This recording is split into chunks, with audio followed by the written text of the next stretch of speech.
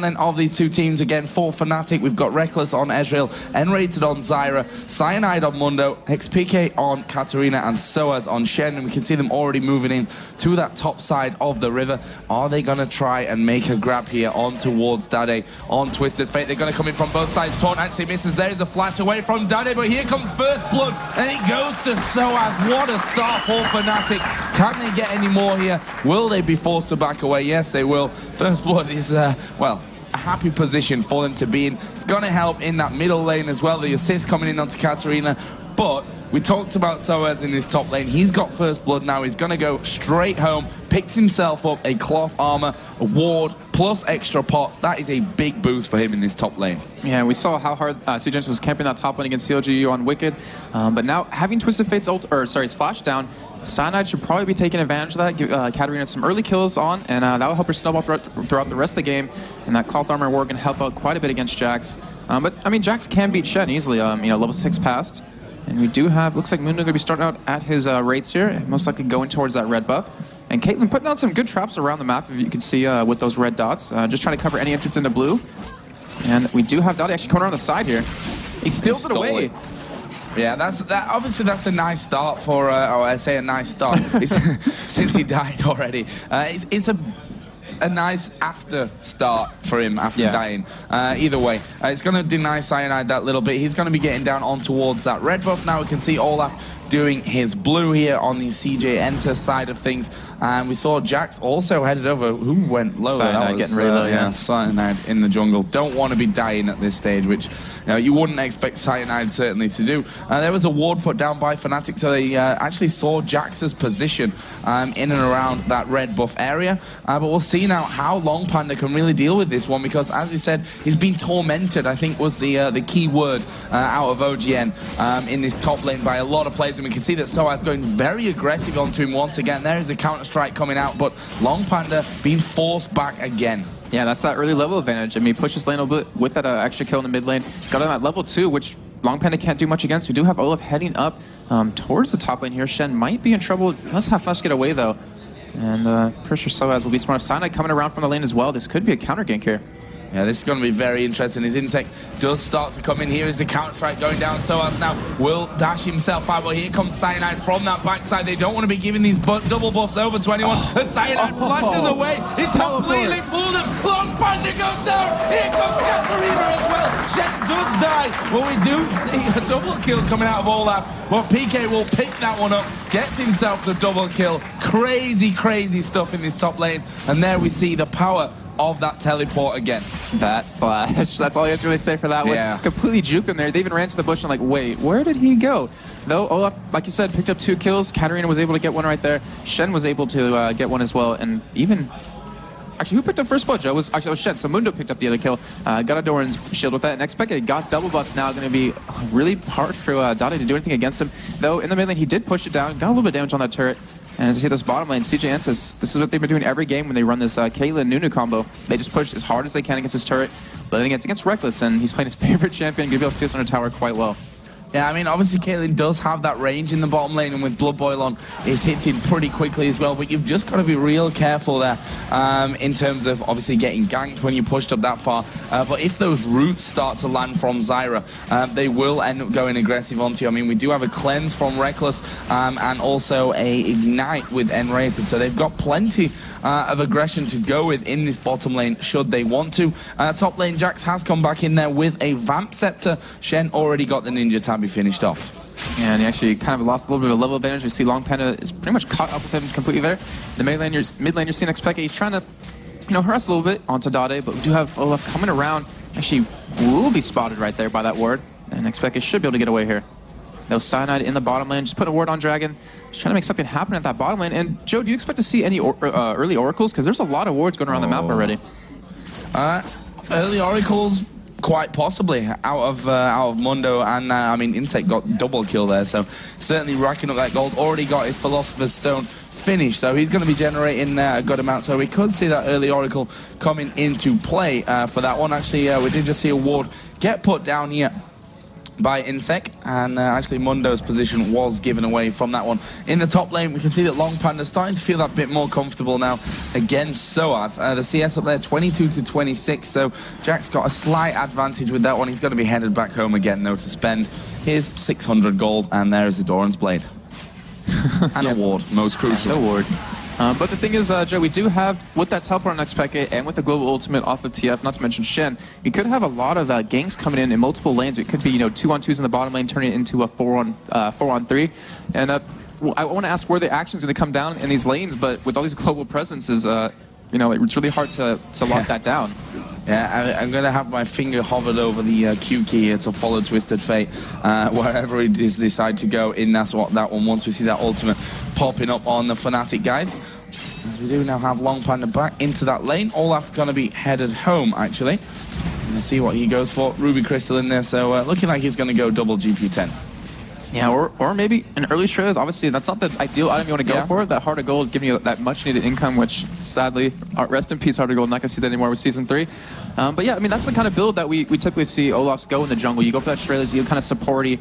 You end up building into a little bit of health eventually, but with that early Shurelias with your undertow, it's really hard for anyone to escape you. This middle lane is teetering a little bit. I mean, they are both level 6 now, which means that obviously Peke can put down a lot more damage. So Twisted Fate actually deciding, you know what, I'm not going to stick around for this one and risk giving that Katarina anything more than what that 101 that he already has. There's an Amp Tome, double Doran's Ring picked up for Twisted Fate. So he's going to be coming back into that lane with a bit more health, with a bit more power as well. Meanwhile, top lane, Soaz, full HP, just harassing as much as he can onto Long Panda. They've both gone up to level 6 now, so with that teleport, with the Shen ultimate, with Twisted Fate ultimate in there, Jason, got to keep the old eyes peeled for this one. This is actually be a really crucial point, because we have Dade level 6, like we were saying before. We do have the teleport, the Shen ultimate, but there are no wards currently spotting him if he were to go for a gank on the bot lane or even top. So FNTIC has to be really careful here, maybe get a couple more wards just to spot it, as we do see XPK coming back to lane with 2 wards, so he's going to put those down, and we'll stop that from actually happening. But that could have been a huge snowball for CJ Entus. And Soaz, I mean, this is the point where he's going to start losing the lane, as you're seeing right now. Long Panda being very aggressive. Does have that Doran's Blade he picked up earlier, and is currently winning CS. Twisted Fate just headed up there. And when you see him move out of lane, you can always keep your eyes open for something to go down, which not on this occasion. Unfortunately for us, from the whole action side of things, there's Long Panda. See, he's losing a lot more health than Soaz, but he's been constantly harassed with that Vorpal Blade at range, taking a couple of tower hits there in the middle of it as well. But Soaz doing a fantastic job here of farming up underneath his own tower. Mid lane, well expect as Peke going very, very low here. There's the Ignite down, but there's a pot running, and he should be able to survive this one yet. Not with much health remaining, though. Or maybe a sign of things to come in this middle lane. Yeah, I mean, we did see that nice gold card out of Dade. He popped actually his flash and his Ignite there to try to get the kill onto XPK. It didn't work out for him, obviously. We do have Sana in the mid lane, going to be holding that, getting some CS. And at the bottom lane, I mean, space. He has his Berserker Brigades now. He has that Doran's Blade and the Vamp Scepter. It's going to be really hard to push him out because of that lifesteal and the attack speed he has. And they are doing some good damage onto this turret. Reckless coming back to lane finally. And I wouldn't be too surprised to see an early turret at that bottom lane from them. Yeah, certainly not. I mean, one thing that Reckless has done well here, despite the fact that the minions have been pushed against his turret the entire time, look at his CS, he's hanging right in there, as INSEC just coming around to cover this middle area. 2-1-0 did go for that Heart of Gold in the end, as we thought. Well, he's generating plenty of extra gold on his way around that jungle. And obviously that double kill at the start really helping out with things on that front. As Twisted Fate now is going down, not going to be making a move to any of those lanes though. Yeah, there's some really good warriors in the mid lane. One in the lane just to spot him heading down towards the bottom, and one in that little, I don't even know what to call that area, but right above mid, where he could teleport towards the top lane. So, I mean, XPK doing exactly what he needs to against this Twisted Fate. And over the past couple of days, or most specifically yesterday, I wasn't too impressed with Dade's TF.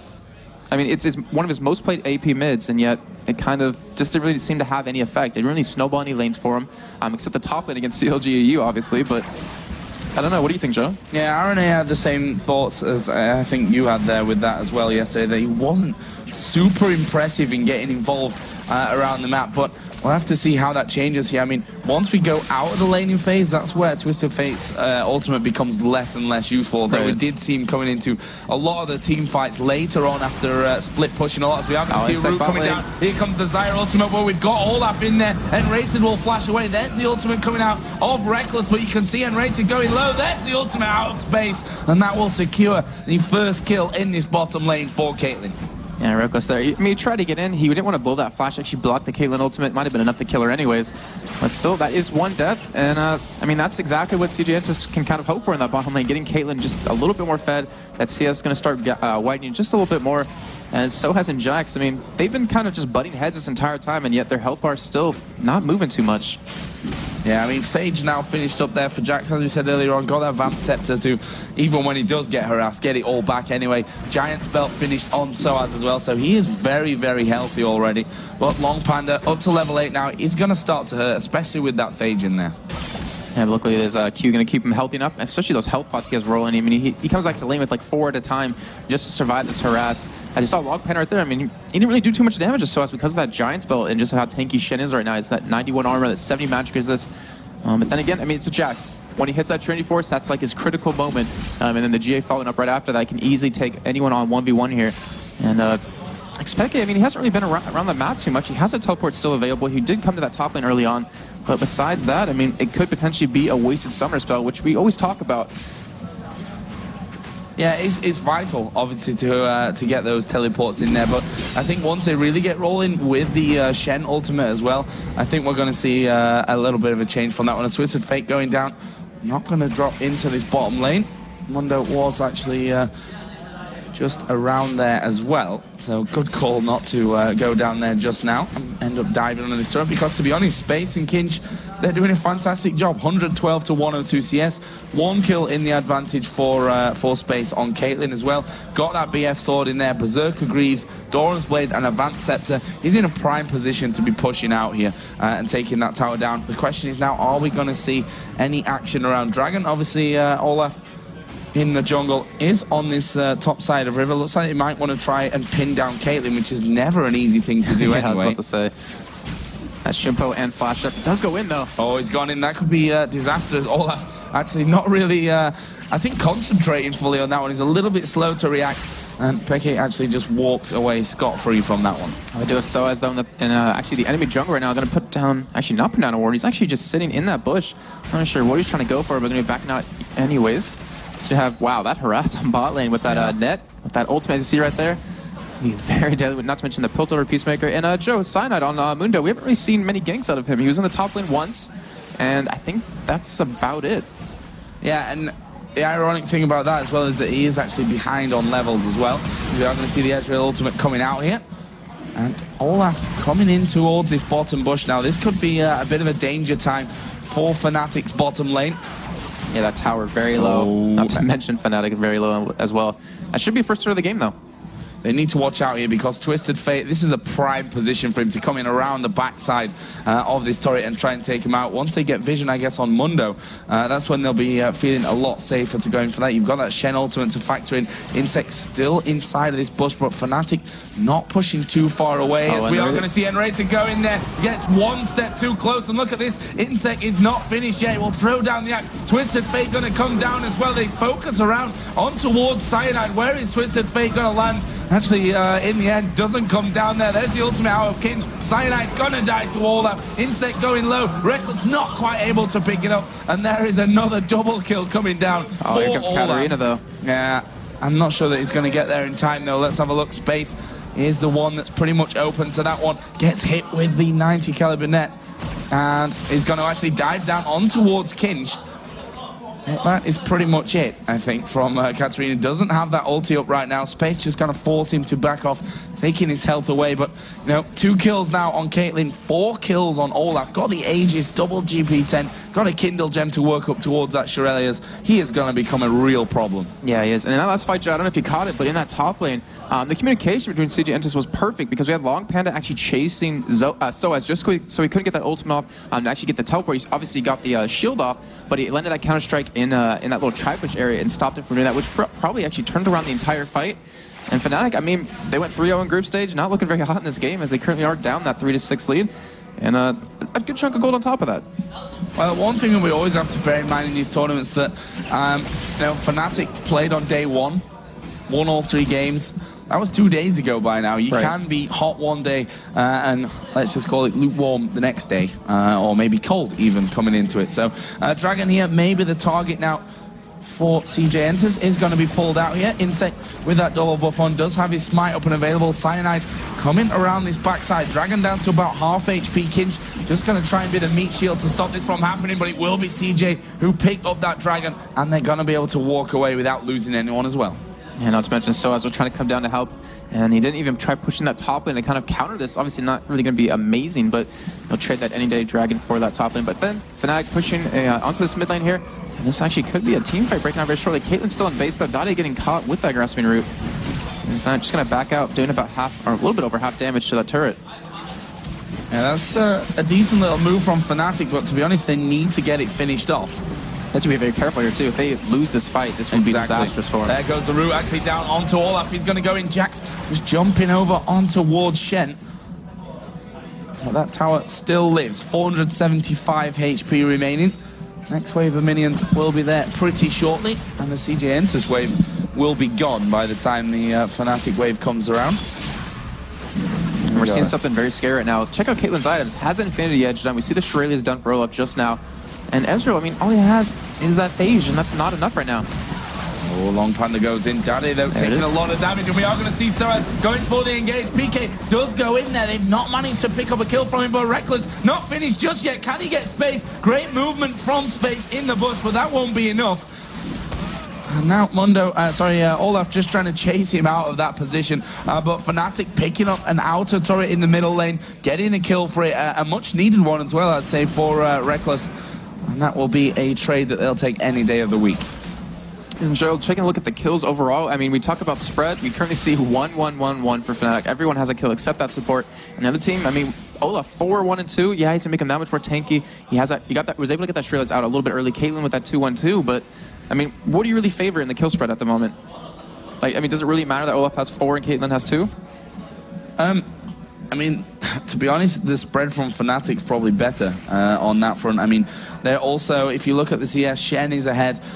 You've got Katarina ahead by quite a chunk. That's the biggest lead currently in the game. But this bottom lane is a little bit different to that one, as we are going to see Soaz in the top lane taking a lot of damage. Twisted Fate ult is going to come in. Shen is going to ult himself out there. Oh, goes down just in the last split second. Nice jump in from Long Panda with that vision, and it looks like CJ Enters are going to be taking a turret for this one. Between Jax and Olaf, they can definitely tank it up if needs be. Twisted Fate was there as well. Yeah, but I mean, that's a kill now coming down for Jax as well, which is, as I said, really important in the grand scheme of things. You've got 4 on Olaf, which has allowed him to get into those items that he really wants, the Aegis and that Shurelya's, a lot earlier than he probably should have. So it's still a good position for CJ Enters. There's no doubt about that one. FNTIC, though, I think will probably be happy. A nice block there from Cyanide of that ultimate out of Caitlyn. And will they lose this middle turret? Probably with Caitlyn there, to be honest with you. If not this wave, then in the next couple. Olaf coming down as well. But Shen will join the fight. And Katarina actually headed through in towards the jungle. Going to be taking the race, which is fine, really, because you can jump anyway straight back in towards that middle lane to finish off. CJ now have a wave coming down. Will they try and utilize this range of Caitlyn to get in there and take themselves a turret? Well, I'd be very hesitant. They don't want to lose a fight here, because that would be very disastrous. And one thing, Joe, real quick about FNTIC that worries me is the kill spread. Yeah, they have 1 apiece. However, they need the resets in Katarina. As we saw in some of these fights, they don't have a lot of damage on their team. And without that, Katarina can't get the resets, can't really train against all of these people and get the kills. I mean, Reckless, we've seen him usually go, at this point, almost 8-0-2 at some point in some games earlier on day 1. And that one thing that could come back and bite them in the butt. And yeah, CJ's not able to push that mid lane. FNTIC holding it very well. I know that's always one of your peeves is when they take down the enemy turret and they try to come back and take the other team's turret. in that middle lane, but this time they were able to hold on to it. Maybe they're listening to you that one day you're talking about it. Well, they held it pretty nicely, that's for sure. But they're not done with it by the looks of things, CJ Enters. I mean, they got Twisted Fate there, those wild cards ripping already straight through the minion wave, almost taking complete wave out, to be honest with you. But the real danger there is space with that range. But as you said, they can't afford to get engaged on when it doesn't suit them, because there is a good amount of CC out of FNTIC, and then you're going to have PK diving straight in onto the top to try and finish those kills off. Meanwhile, Jax is actually pushing this top lane out. Soaz on the top side has been spotted there. They just pinged his position, so they know exactly where Soaz is, and he's going to meet Jax here, possibly. No, Long Panda just going to move straight down. And FNTIC still holding out, still holding this middle turret down. And CJ Enters, I mean, they can siege this turret all day because they have such a great poke comp with those undertows, with those wild cards, with the Piltover Peacemakers, not to mention there's the range Caitlyn has on top of it with the Blood Boil. I mean, as you're seeing, they're still staying middle. They want to force FNTIC to stick around here. I'm expecting that bottom lane, trying to farm up, just trying to keep up in terms of gold and try to give his team just a little bit of advantage. And Long Panda as well coming back into this mid lane. We're off a 5-man push here, and this should be turret. Yeah, the thing is, they always have to keep XPK in mind. Even if he's down in this bottom lane, he can come right back in. That teleport is off its cooldown, so they can't ever forget that fact, CJ Enters here. And still, that wave, they weren't able to get any damage down. Still 590 HP on this middle turret, and FNTIC just soaking up the waves as they come. And how long have they been in this mid lane, John? I feel like it's been 5 minutes already. And we do have Twisted Fate in the top lane pushing. We'll have that teleport to come in. Grasping news. I mean, FNTIC just trying everything they can to keep this lane pushed out. And Raid in the back. I mean, he's taking a lot of chip. He's down to about half health now. XPK getting caught with a trap there. But we do have, I mean, it's like a standstill. They want to force one team into making a mistake here. And either team just doesn't want to make that happen. Just doesn't want to, fall into a trap here, as we've been mentioning this entire time. But items, I mean, we do have that Wits End done on Shen. We do have that Giant Spout. Looks like he will be going into Warmogs here, since he has that Ruby Crystal. See, the Haunting guys are done on XPK, and that's going to help out a lot for his damage. But like we were mentioning before, I mean, if they don't have Ezreal fed, they're not really going to be able to do too much. Zyra. I mean, we saw one auto attack, I think, there from Caitlyn in that last wave. Roots come down, went down onto Olaf, though, so now it's going to be a case of who gets low enough first here in this little fight. And I'd say it's probably going to be FNTIC with the poke that we've got coming out of CJ. They've got to dodge those Piltover Peacemakers, dodge those wild cards coming down. The axes out of CJ's. It looks like they may want to get involved here. Cyanide going to be popped. There's the ultimate out of Reckless. We've got XPK in the middle, but he will go down as well. Now Twisted Fate going to be popping that ultimate to keep the vision. May come in off that other side as well, but this is a bit of a whitewash. There is Dade from the side, and that will be an ace. And CJ, as I said, they were poking until they felt it was the perfect moment. They were low enough to take it. They've now had 2 turrets, they get the ace, and they are 12-4 in the lead, and they're approaching a 10,000 gold lead. And that was amazing how just quick Cyanide died in that fight. He popped his ultimate just to have the extra regen, but it didn't even matter. They just destroyed him. And they're trying to go for that inhibitor turret, going to be backing out though, just so they can stay healthy, not see a counter baron happening. But, I mean, that was the entire thing I was saying about FNTIC. They don't have the damage at the moment to get those resets. We do have Katarina in the bot lane teleporting in, but I don't think he's actually going to be able to catch him here. Oh, and as I say that, he hops right on him and kills him. Don't think he's going to be able to catch... Oh. Flash I meant Olaf in base. Huh? I meant Olaf in base, clearly. Yeah.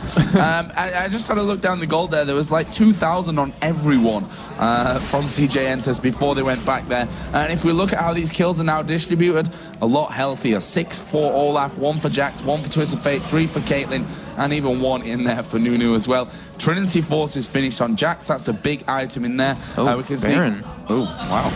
FNTIC feeling like they are really far behind in this one, I guess. Oh, and as I said, they back out. Come on, guys. They're killing me here. I say one thing and they do the other. But yeah, trying to go for that Sneaky Baron. They know they are really far behind at the moment. As we just saw, CJ Enters, they almost turret died. I want to say almost because a tower died as they went in.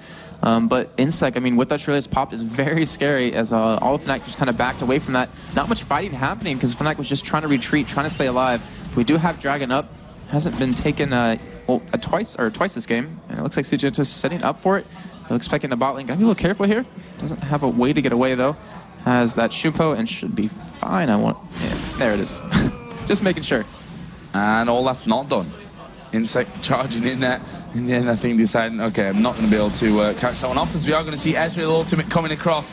But Dragon already taken down there by CJ Enters. That's only going to serve to push their gold lead further. But back towards the items again. Twisted Fate, Abyssal Scepter, plus a Sheen now finished off. Caitlyn almost up to that Phantom Dancer.